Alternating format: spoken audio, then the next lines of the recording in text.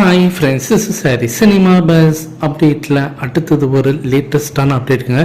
Jailer second பார்ட்டில் நடிகர் சந்தானம் அவர்கள் இணைய போகிறதாக ஏற்கனவே நம்ம பேசியிருந்தோம். ஸோ அவர்கிட்ட வந்து பேச்சுவார்த்தையில் ஈடுபட்டிருக்காங்க. ஒரு சின்ன ரோல் தான், ஆனால் வந்து ரொம்ப நல்லா சூப்பரான ஒரு ரோலாக இருக்கும் அப்படின்ற மாரி அவர்கிட்ட வந்து கன்வின்ஸ் பண்ணி அவர் வந்து யோகி பாபா அவர்கள் கூட சேர்ந்து காம்பினேஷன் வரக்கூடிய காட்சிகள்லாம் இருக்குது அப்படின்ற மாதிரிலாம் பேசி அவர்கிட்ட பேச்சுவார்த்தையில் ஈடுபட்டிருக்காங்க. அவரும் கிட்டத்தட்ட வந்து அதுக்கு வந்து சம்மதம் தெரிவிச்சிட்டார் அப்படின்ற மாதிரி தான் சொல்லியிருக்காங்க.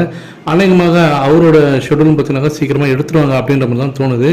இது ஒரு பக்கம் போய் இருக்கும்போது அடுத்தது ஜெயிலர் செகண்ட் பார்ட்ல நாகார்ஜுன அவர்களுக்கு இன்னொன்று ஒரு முக்கியமான ஒரு ரோல் தரத்துக்கு இப்போ ரஜினி சார் வந்து ரெடி ஆகிருக்காரு அப்படின்ற மாதிரி தான் இப்போ லேட்டஸ்டான அப்டேட். ஏற்கனவே கூலி படத்தில் நாகார்ஜுன அவர் தான் வில்லனாக நடிக்க போகிறாரு, அவர் தான் வில்லன் அப்படின்றப்ப நம்ம பேசும்போது அவருக்கு வந்து செம வெயிட்டேஜான ஒரு ரோல் வந்து கூலியில் இருந்திருக்கு அப்படின்னு நம்ம பேசும்போது ஜெயிலர் செகண்ட் பார்ட்டில் மீண்டும் ரஜினி சாரோட படத்தில் அடுத்தடுத்து 2 படங்கள் நாகார்ஜுன நடிக்கிறாரா அப்படின்ற ஒரு கேள்வி தான் இப்போ பயங்கரமாக இப்போ கோலி டாட்டரில் பார்த்தீங்கன்னா பேசும் பொருளாக இருக்குது. இந்த படத்தில் அவருக்கு வந்து ஒரு நல்ல ரோல் தந்தால் நல்லாயிருக்கும் அப்படின்ற மாதிரி ரஜினி சார் வந்து ஃபீல் பண்ணுறாங்க. ஏன்னா ரஜினி சார் ஏற்கனவே பார்த்தீங்கன்னா அந்த நாகார்ஜுனோட ஆக்டிங்லாம் வந்து நேரில் பார்த்துட்டு அவருக்கு இந்த படத்தில் இந்த ரோல் நல்லா இருக்குமே அப்படின்ற மாதிரி ஜெயிலர் செகண்ட் பார்ட்டில் நெல்சன் அவர்கள்ட்ட வந்து சஜஸ்ட் பண்ணிருக்காரு. நெல்சன் அவர்களும் பார்த்தீங்கன்னா இப்போ நாகார்ஜுனா பார்த்தீங்கன்னா இதை பற்றி பிரீஃபாக வந்து எக்ஸ்பிளைன் பண்ணியிருக்காரு. ஸோ இதுக்கப்புறமேட்டா அவர் வந்து ஓகே சொல்லுவாரா இல்லைன்றதெல்லாம் வெயிட் பண்ணி தான் பார்க்கணும். அதே போல் ஆந்திராவில் குறிப்பாக கூலி படத்தோடைய அந்த டிஸ்ட்ரிபியூஷன் யார் வாங்குறதுன்றதில் போட்டி ஒரு பக்கம் பயங்கரமாக போய் இருக்கும்போது அங்கே இருக்கக்கூடிய திரையரங்க உரிமையாளர்கள், அங்கே இருக்கக்கூடிய விநியோகத்திலாம் வந்து சன் பிக்சர்ஸ் வந்து பேச ஆரம்பிச்சிட்டாங்க. இப்போவே அங்கே பிஸ்னஸ் பார்த்தீங்கன்னாக்கா இங்கேயும் வந்து சூடு பழக்க பயங்கரமாக போயின்னு இருக்கு அப்படின்னு தான் சொல்லணும்.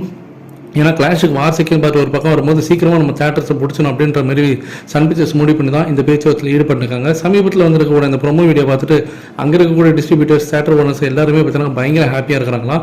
ஸோ அதனால் இந்த சூடாக வச்சு இந்த பிஸ்னஸை முடிச்சிடும் அப்படின்ற மாதிரி சன் பிக்சர்ஸ் இறங்கி வேலை செய்கிறாங்க. அநேகமாக ஜூன் மாதத்தில் இந்த படத்தோட டீசர் வரும்போது பயங்கரமான எக்ஸ்பெக்டேஷன் எகிரிடும். அந்த டைமில் இன்னும் நிறைய தேட்டர்ஸை பிடிச்சிடலாம் அப்படின்ற மாதிரி சன் பிக்சர்ஸ் ரொம்ப கான்ஃபிடண்ட்டாக இருக்கிறாங்களாம். ஸோ வெயிட் பண்ணி பார்ப்போம்.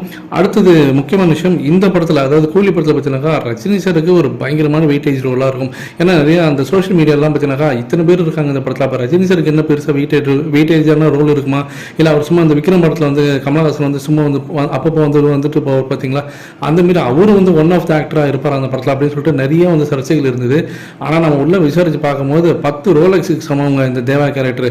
ரஜினி சார் பிரித்து மேய போகிறாரு, கவலையே படாதீங்க. எத்தனை பேர் நடித்தாலும் ரஜினி சாரோட காட்சிகள்லாம் வந்து தரமாக இருக்க போது. நீங்கள் இந்த ப்ரோமோலே பார்த்துருப்பீங்க, அதிரடி காட்சிகள்லாம் பயங்கரமாக இருக்குது அப்படின்ற மாதிரி தான் நம்ம சைட்லேருந்து வரக்கூடிய அந்த தகவலாம், நம்ம சோர்ஸ் சைட்லேருந்து வரக்கூடிய தகவலாம் தெரிவிக்குது. ஸோ எதை பற்றி கவலைப்படாதீங்க, தலைவர் வேறு லெவலில் இறங்கி சம்பவம் பண்ண போகிறார் ஃப்ரெண்ட்ஸ்.